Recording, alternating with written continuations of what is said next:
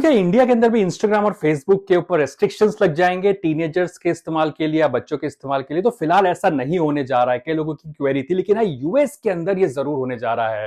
ये जो सबसे बड़ा चेंज है जो मेटा ने प्रपोज किया है वो ये है कि रात को 12 बजे से लेकर के सुबह 6 बजे तक जो टीनेजर्स हैं, बच्चे हैं, वो इंस्टाग्राम फेसबुक नहीं चला सकेंगे। वहीं 2 घंटे की लिमिट डेली होगी, यानी कि जो जो टीनेजर्स होते हैं वो 2 घंटे से ज्यादा इंस्टाग्राम या फेसबुक पर रील्स को स्क्रॉल नहीं कर सकेंगे। उसके बाद ऐप अपने आप डिसेबल हो जाएगी। वहीं स्कूल मोड का एक ऑप्शन इंस्टाग्राम और फेसबुक लेकर के आ रहे हैं, इसमें कि बच्चों का जो स्कूल टाइमिंग होगा उस समय पर बच्चों को कोई भी नोटिफिकेशन नहीं जाएगी, लाइक हाइड रिएक्शंस ये सब नहीं होंगे। बिकॉज इससे कहीं ना कहीं टीन्स के ऊपर, बच्चों के ऊपर एक पीयर प्रेशर क्रिएट होता है कि इस बच्चे के इतने लाइक आ गए, इस बच्चे के उतने लाइक आ गए, मेरे इतने कम लाइक क्यों आए। तो उसको रोकने के लिए किया गया। वहीं जो फिल्टर्स होते हैं कुछ जो इंस्टाग्राम देता है, वो फिल्टर भी कई सारे टीनेजर्स इस्तेमाल नहीं कर पाएंगे, क्योंकि इस तरह के फिल्टर्स आपका सेल्फ स्टीम लो कर देते हैं। और इंस्टाग्राम स्ट्रॉन्ग एआई का इस्तेमाल करेगा, जिससे उसे पता चल जाएगा कि जो यूजर इसे कॉन्स्टेंटली यूज कर रहा है, क्या वो टीनेजर है या नहीं है, बच्चा है या नहीं है।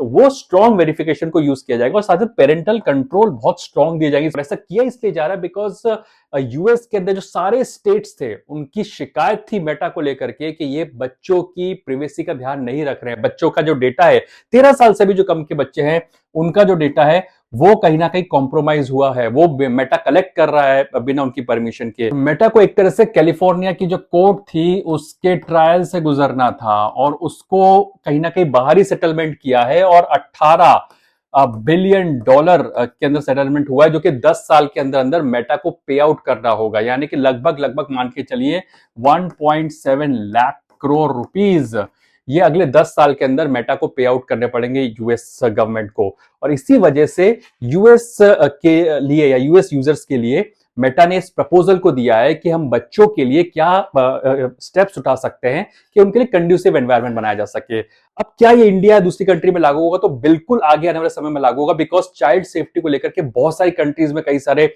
आवाजें उठ रही हैं। इंडिया भी उसमें से एक शामिल देश है। और ऑस्ट्रेलिया हमने जानते हैं कि 2025 के अंदर एक बहुत स्ट्रॉन्ग स्टेप उठाया था कि बच्चों के लिए, 16 साल से कम के बच्चों के लिए सोशल मीडिया को बैन कर दिया था। अब अगर मेटा इसको करता है तो जाहिर सी बात है यूट्यूब, टिकटॉक को भी यूएस में करना पड़ेगा। और ग्लोबली बच्चों के लिए, टीनेजर्स के लिए सोशल मीडिया प्लेटफॉर्म्स को एक तरह से सेफ बनाने के लिए ये कुछ कदम मेटा उठाने जा रहा है। तो आपको क्या लगता है कि इंडिया के अंदर भी क्या टीनेजर्स के लिए, बच्चों के लिए इस तरह के स्टेप्स या कदम उठाने चाहिए? कमेंट्स में जरूर बताइएगा।